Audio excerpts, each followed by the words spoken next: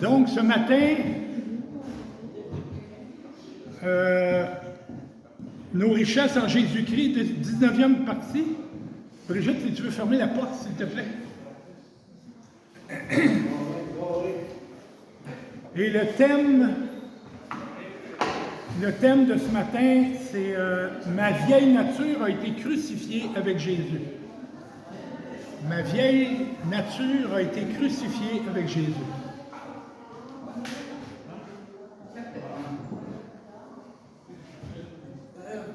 Le Romains chapitre 6, versets 6 et 7.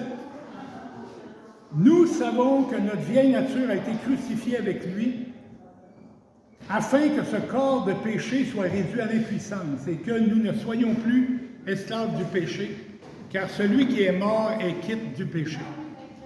Galates 2,20 aussi. J'ai été crucifié avec Christ.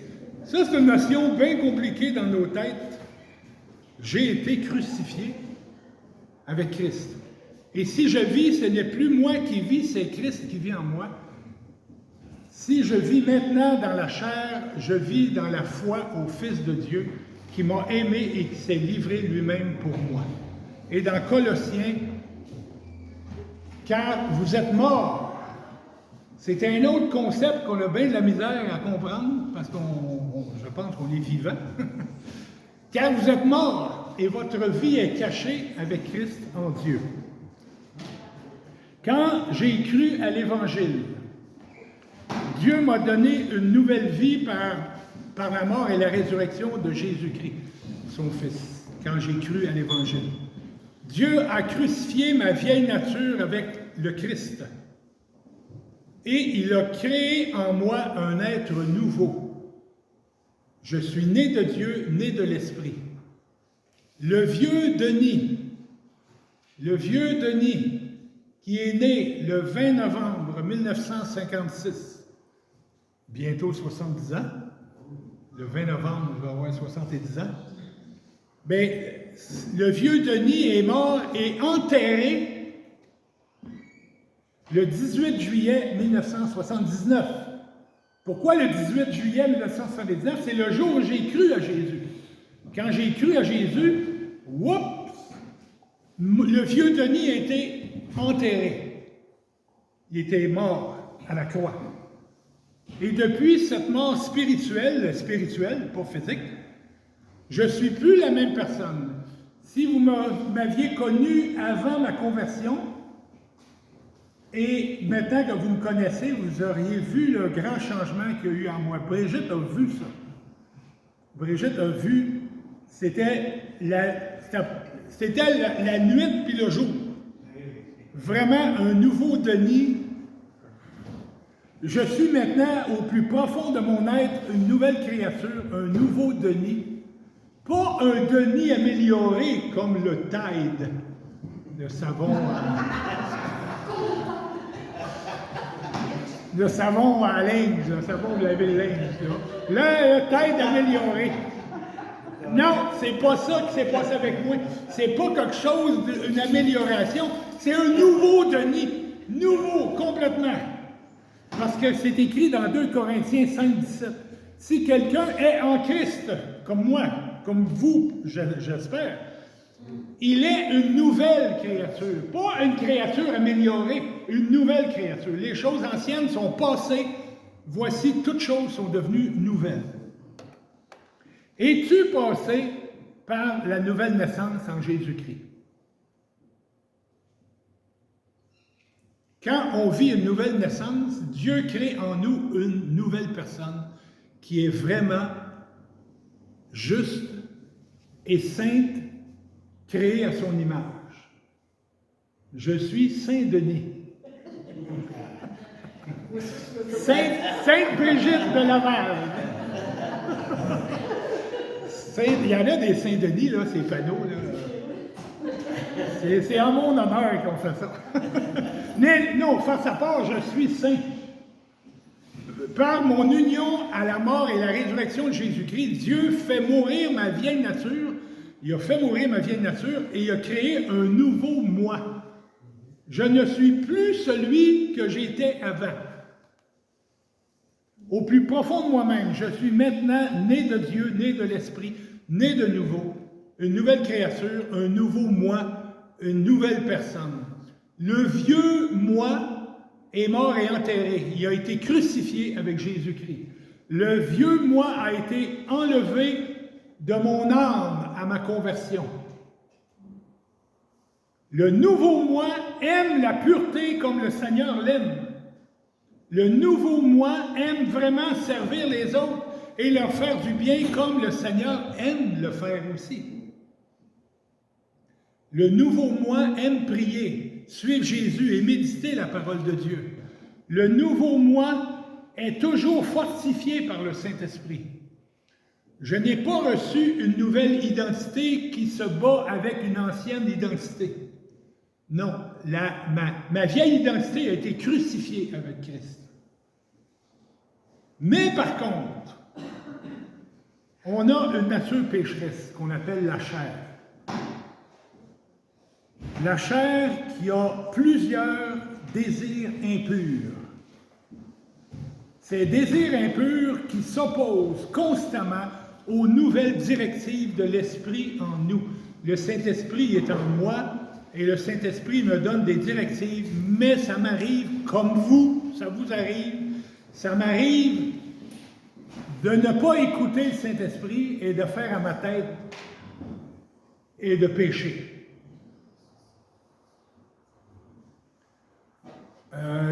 Galates 5, 17. Car la chair a des désirs contraires à l'esprit de Dieu. Et l'Esprit de Dieu en a de contraires à la chair. Et tout ça, c'est en nous. Ils sont opposés l'un à l'autre, afin que vous ne fassiez pas ce que vous voudriez. La chair essaie toujours de nous faire agir comme on agissait avant notre conversion. Au plus profond de moi-même, je ne suis plus celui que j'étais. Je suis un peu comme un vieux char avec un moteur neuf sous le capot. Imaginez l'affaire. Un vieux Buick 1956 avec un moteur compliqué d'aujourd'hui, les moteurs que tu ne peux plus rien faire là-dedans. Il y a tellement de fils, il y a tellement d'électronique que tu ne peux plus rien réparer. Mais c'est un peu moi. Je suis un peu comme un vieux char qu'on a installé un nouveau moteur dans le capot. Toujours pareil à l'extérieur, mais sous le capot, il y a un moteur neuf. Puis qui ronronne. Tout ce que je viens de dire pour moi-même, est-ce que tu peux dire la même chose pour toi aussi? Est-ce que tu peux dire ça? Est-ce que tu crois, est-ce que tu le ressens qu'il y a un moteur neuf en dedans de toi? Est-ce qu'à chaque jour, tu ressens cette vie nouvelle en toi? Pas, tu le ressens le dimanche matin, puis là, tu sors d'ici, puis jusqu'au dimanche matin suivant, il n'y a rien. Le signal est zéro. Non. Est-ce que tu entends la voix du Saint-Esprit en toi qui te parle, qui te dirige, qui te corrige, qui t'encourage, qui te reprend, qui te console, qui te guide? Est-ce que tu entends la voix du Saint-Esprit durant la semaine et non pas juste les dimanches matins? Oui, mais par contre, c'est vrai, trop souvent, ma vieille façon de penser est encore en action, c'est-à-dire dans ma chair. Mais au plus profond de moi-même, je ne suis plus celui que j'étais et le péché n'est plus mon maître. Imaginez, à l'époque de Jésus, à l'époque des apôtres, imaginez un Romain, un citoyen romain qui a un esclave, et là, il va à la cour, le palais de justice du temps, à Rome, puis là, il arrive au palais de justice avec son esclave qui est mort, un cadavre. Il demande au juge de l'obliger à le servir. Monsieur le juge, obligez-le à me servir, mon esclave. C'est un cadavre. Le juge aurait certainement déclaré que la mort a libéré votre esclave, monsieur. La mort l'a libéré. À la mort de l'esclave, toutes ses obligations envers son maître s'arrêtent. Toute l'autorité du maître sur son esclave est terminée, finie.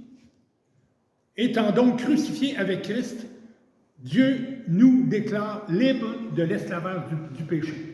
C'est ça l'image, devenu chrétien. Le péché n'a plus l'autorité de nous dominer. Oui, il peut venir nous tenter, rôder autour de nous, mais on n'est plus l'esclave. On n'est plus son esclave. Puisque Jésus-Christ est notre nouveau maître, nous ne devons plus obéir au péché, notre ancien maître. Maintenant que le péché frappe à notre porte, Dieu nous dit dans Romains 6, 11, « Ainsi vous-même considérez-vous comme mort au péché et comme vivant pour Dieu en Jésus-Christ. » Considérez-vous comme mort au péché. Donc maintenant, quand le péché frappe à ma porte, Dieu nous rappelle que je suis libre de l'esclavage du péché. Nous avons été crucifiés avec le Christ et il nous a ressuscités avec lui. On a bien de la misère à comprendre ça, nous, parce qu'on est encore sur la terre, là, on est encore dans notre vivant. Là. Mais Éphésiens 2,6 nous le rappelle. Il nous a ressuscités ensemble. Et il nous a fait asseoir ensemble dans les lieux célestes en Jésus-Christ. À Colossiens 2,12. Ayant été ensevelis avec lui par le baptême, vous êtes aussi ressuscités en lui et avec lui par la foi en la puissance de Dieu qui l'a ressuscité des morts. Et Colossiens 3,1. Si donc, ou puisque vous êtes ressuscités avec Christ, cherchez les choses d'en haut, où Christ est assis à la droite de Dieu. Puisque vous êtes ressuscités, tu as cru en Jésus, tu es ressuscité. Ça, c'est un concept difficile à comprendre. D'avoir été crucifié avec Jésus et maintenant on est ressuscité avec lui. C'est bien difficile pour nous à comprendre ça. C'est pas notre corps qui est ressuscité, évidemment, on s'en rend bien compte. Avec à l'âge qu'on est rendu, on a moins de guts qu'on avait avant, puis on a moins d'énergie, puis des bobos, Thomas Lou, j'ai mal là. Bon, c'est pas notre corps qui est ressuscité, c'est seulement l'intérieur, notre âme. Notre corps, il va être ressuscité un jour, à la fin de toute chose. Là, notre corps va être ressuscité. Mais pendant que nous sommes encore sur la terre, nous sommes vivants pour Dieu et remplis de sa puissance de l'Esprit de Dieu pour faire à chaque jour sa volonté. Nous devons dire non au péché et oui à Jésus. C'est notre responsabilité comme chrétiens. Comme chrétiens, quand on tombe dans le péché, c'est comme si on méprisait Jésus et sa croix par laquelle on a été pardonné et libéré. On a pris le pain tout à l'heure et la coupe. Vous l'avez pris, je l'ai pris, on a fait ça sincèrement. On ne prenait pas la coupe avec ça, là, les jambes de même. Non. Il n'y a personne ici, et je crois bien, il n'y a personne qui a joué une game. Jésus est mort pour mes péchés, atrocement crucifié, c'était horrible. Tout est accompli, il a dit. Il l'a accompli pour moi, pour vous. On a pris le pain. Oui, Seigneur, merci. Tu es mort pour mes péchés, parce que moi, je ne pouvais pas payer la dette de tous mes péchés. C'était au-delà de ma capacité de rembourser. Mais toi, Seigneur Jésus, ton sang précieux a lavé tous mes péchés. Merci, Seigneur, je prends le pain et je prends la coupe en me rappelant ce que tu as fait pour nous. Mais comme chrétien, quand on tombe dans le péché, parce que vous tombez dans le péché, celui qui n'a pas fait de péché cette semaine, levez la main, s'il vous plaît. Si tu lèves la main, t'en fais un, c'est un mensonge. Ça fait que... Non, on a tous fait des péchés. J'ai fait des péchés. Probablement qu'on en a fait à matin. Et probablement qu'on en a fait ici. Peut-être que présentement, vous faites un péché. Dans vos pensées. Peut-être que vous êtes en train de penser mal contre quelqu'un qui est ici. Ça se peut. Ça se peut. Mais comme chrétien, quand on tombe dans le péché, c'est comme si on méprisait la croix de Jésus, par laquelle on a été libéré, pardonné. Et quand on tombe dans le péché, on a besoin de se repentir profondément. On doit s'abandonner complètement au Seigneur pour rejeter le péché et pour marcher avec Jésus, se relever et marcher avec Jésus. Si le Seigneur m'a pardonné et délivré de mes péchés, est-ce que je vais continuer à m'accrocher à mes péchés passés? Non, c'est un non-sens. C'est un blasphème. Ça se peut que tu sois encore accroché à un péché tenace, une dépendance. Ça se peut. La vraie question, est-ce que ce péché-là, est-ce qu'il t'écœure? S'il ne t'écœure pas, c'est un danger spirituel pour ta vie. Mais est-ce que ce péché-là que tu fais à répétition, est-ce qu'il t'écœure? Est-ce que tu aimerais en être débarrassé? Si tu n'aimerais pas en être débarrassé, il y a une lumière rouge qui s'allume dans ton âme. Est-ce que tu as des remords à chaque fois que tu fais ce péché-là?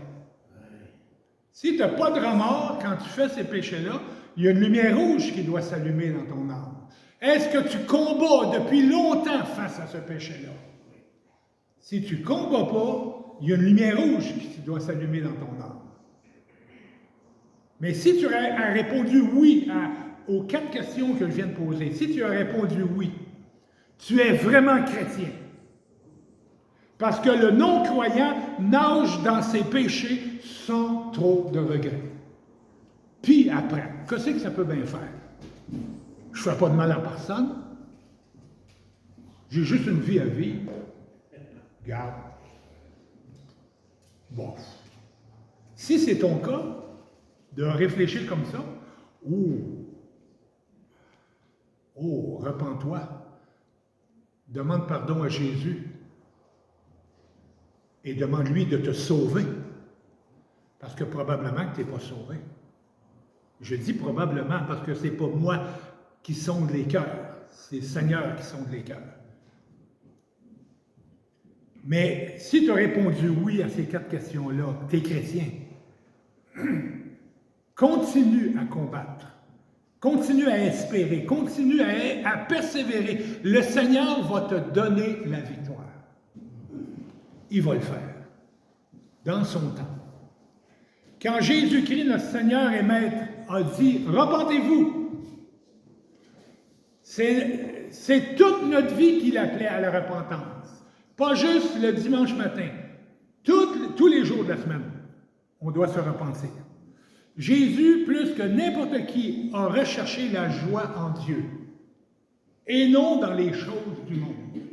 Jésus, plus que n'importe qui, a marché dans les voies de la justice de Dieu. Évidemment, c'est Jésus.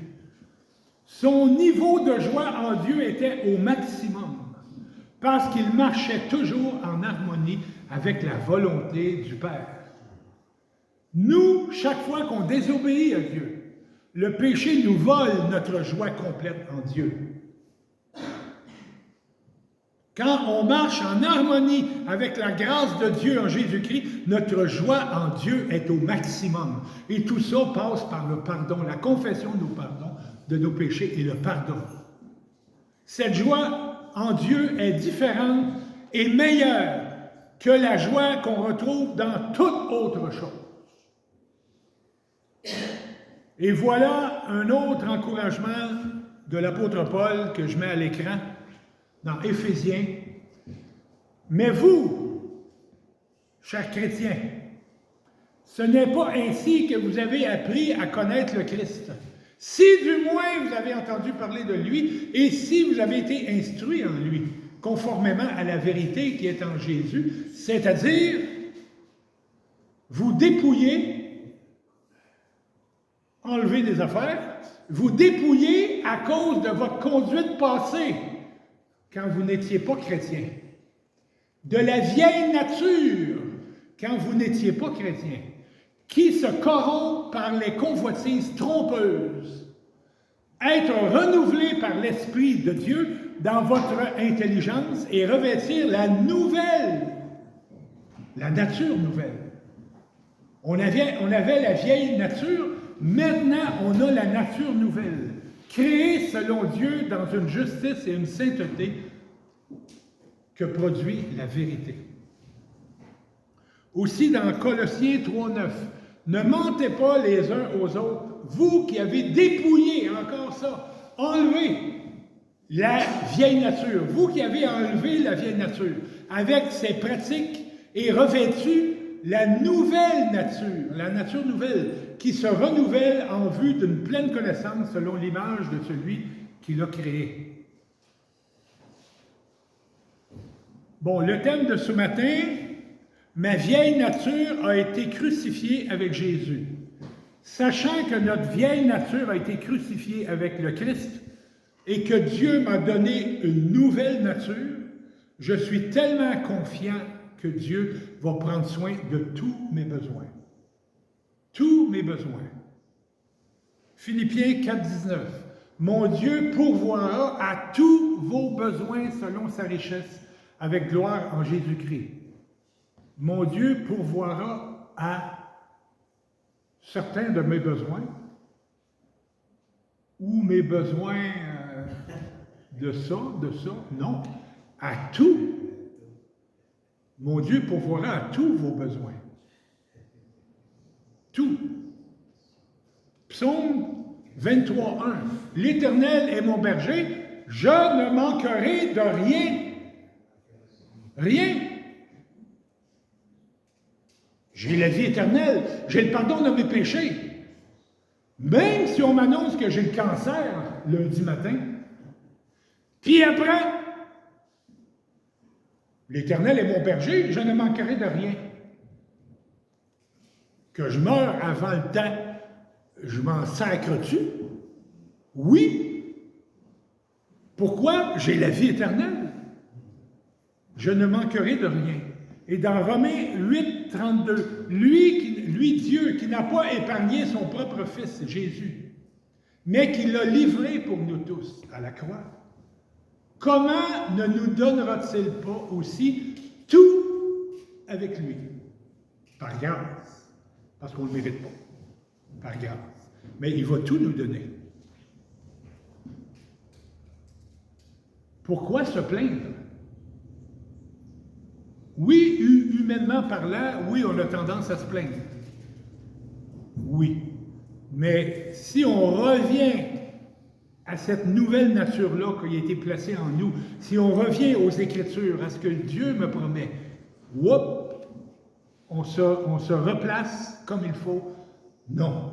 Hey, pourquoi je m'énerve? Il y a quelque chose de pire que ce que je suis en train de vivre. Seigneur, tu pourvois tous mes besoins. Et dans Matthieu 7, 11, si donc, méchants comme vous l'êtes, vous savez donner de bonnes choses à vos enfants. Parce qu'on est des pécheurs, méchants comme vous l'êtes. On n'est pas les parents idéaux. Je n'ai pas été un parent idéal. Vous ne l'êtes pas non plus. Si donc, méchants comme vous l'êtes, vous savez donner de bonnes choses à vos enfants, à combien plus forte raison votre Père qui est dans les cieux donnera-t-il de bonnes choses à ceux qui les lui demandent? Oui, ma vieille nature a été crucifiée avec Christ. Et ayant reçu de Dieu une nouvelle nature, tournons-nous vers lui parce qu'il désire combler tous nos besoins. C'est ça qui aime Dieu, nous combler. Nous combler. Nous pensons,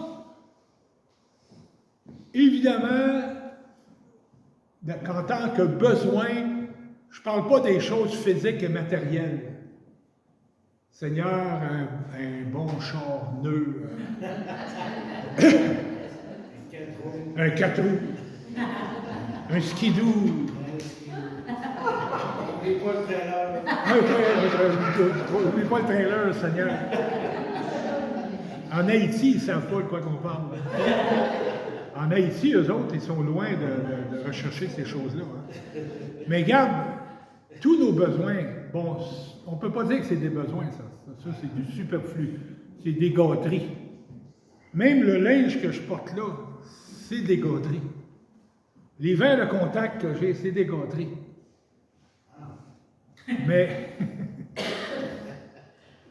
Mais rappelons-nous de Joseph en Égypte. Joseph vendu par ses frères. On voit ça dans le livre de Genèse. Genèse chapitre 41. On va lire parce que c'est long à lire. On va terminer avec ça. Genèse chapitre 41.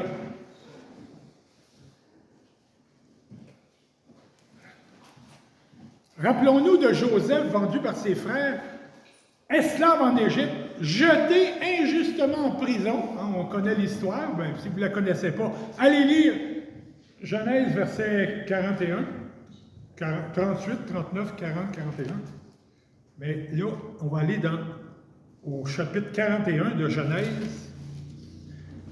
Bon, Joseph jeté en prison, pas 3 mois, 6 mois, 1 an, 2 ans, environ 12 ans. 12 ans en prison. Puis pourtant, il suivait son Dieu. Malgré ça, il suivait son Dieu. Dieu a pourvu à sa délivrance. Mon Dieu pourvoira, hein, mais Dieu a pourvu à sa délivrance. Et là, il comparait devant le roi Pharaon, le roi d'Égypte. Et là, c'est la première fois depuis 12 ans qu'il peut espérer sortir de prison.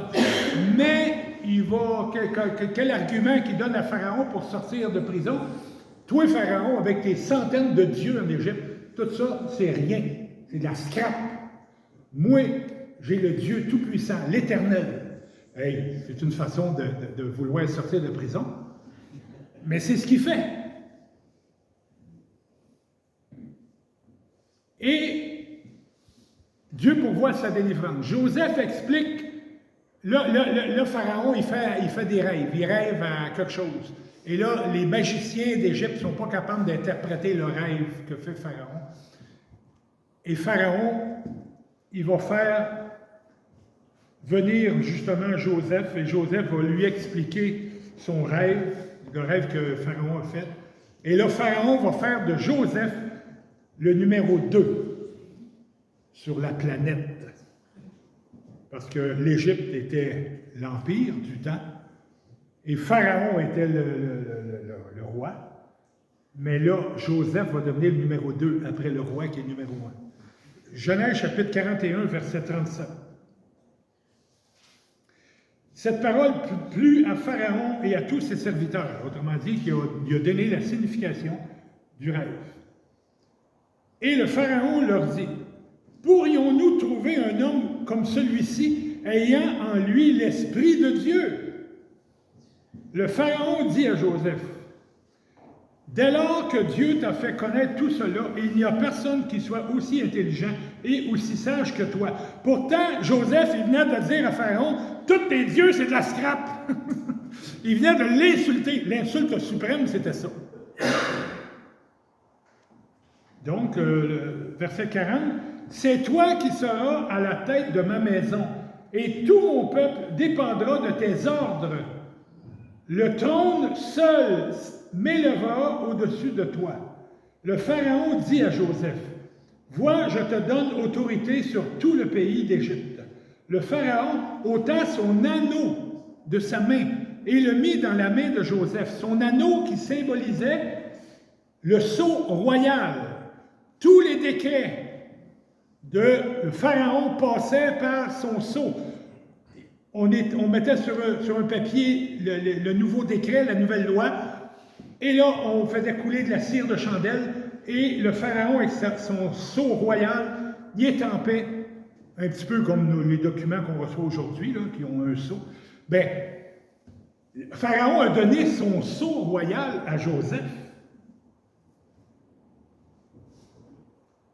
Le Pharaon ôta son anneau, verset 42, de sa main et l'a mis à la main de Joseph, et le revêtit d'habits de fin lin, et lui mit un collier d'or au cou. Il le fit monter sur le char qui venait en second derrière le sien. Et l'on criait devant lui, Abrek, qui veut dire attention! Attention! C'est ainsi que Pharaon lui donna autorité sur tout le pays d'Égypte. Le Pharaon dit encore à Joseph, je suis le Pharaon, et sans ta permission, personne ne lèvera la main ni le pied dans tout le pays d'Égypte. Mais il a fallu que Joseph passe 12 ans en prison. S'il s'était révolté, rebellé en prison, il n'aurait pas connu tout ça. Ça nous dit que nous, dans nos vies, si on se révolte, si on se rebelle dans notre pauvre petite condition misérable, t'as pas le droit. Tu n'auras pas l'anneau, tu n'auras pas le sceau. Tu vas être sauvé, tu es sauvé, mais tu n'as pas la bénédiction qui va avec ça. Joseph va pourvoir à la nourriture pour toute sa famille même. Et toutes les autres nations qui vont venir acheter du blé, parce qu'il y a eu 7 années de sécheresse, après les 7 années d'abondance. Donc, Dieu pourvoit à tous nos besoins, comme on vient de le lire. Et Dieu nous donne une nouvelle nature. Et il pourvoit à tous nos besoins. Mais arrêtons de nous plaindre. Arrêtons d'être la pauvre petite victime. « Ah, je fais pitié, j'ai eu ça, Non! Tu es une nouvelle créature en Jésus-Christ. Et c'est ce que Dieu veut faire de nous. Il veut faire des enfants un peu à l'image de ce que Joseph a été face à ses malheurs en Égypte. Prions, Seigneur. Merci, Seigneur. Merci parce que tu es bon envers nous. Tu nous as donné une nouvelle nature et tu pourvois à tous nos besoins. Et on te demande pardon, Seigneur, d'avoir été comme des bébés gâtés dans le passé, en maugréant, en chiolant de notre pauvre petite vie misérable. Pardon, Seigneur, parce que tu as placé en nous ton Saint-Esprit. Tu es présent en nous. Et Seigneur, agis puissamment en nous. Merci, Seigneur Jésus, de ton aide précieuse. Merci, Jésus. Amen. Amen.